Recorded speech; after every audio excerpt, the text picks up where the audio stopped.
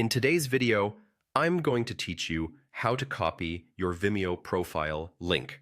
This is perfect if you want to share your portfolio with clients, add the link to your social profiles, or include it in your email signature. We'll keep it simple, clear, and quick so you can follow along without any guesswork. First, open your preferred web browser on a computer. Head to Vimeo.com. If you aren't already signed in, log into your account so you can access your profile. These steps are easiest to follow on a desktop, though the idea is similar on mobile. Once you're on Vimeo, look to the upper right corner of the page. You should see your profile image or avatar there.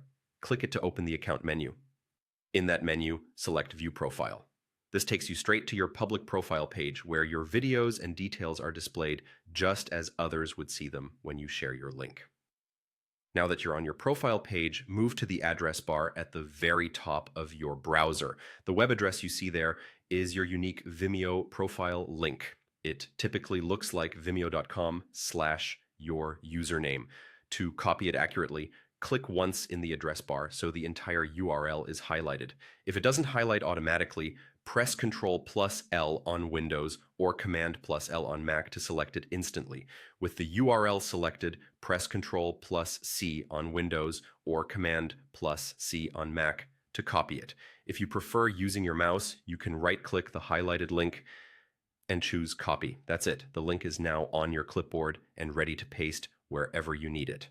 A couple of quick tips to make this foolproof. If you clicked the avatar and don't see the View Profile option, double check that you're signed in to the correct account.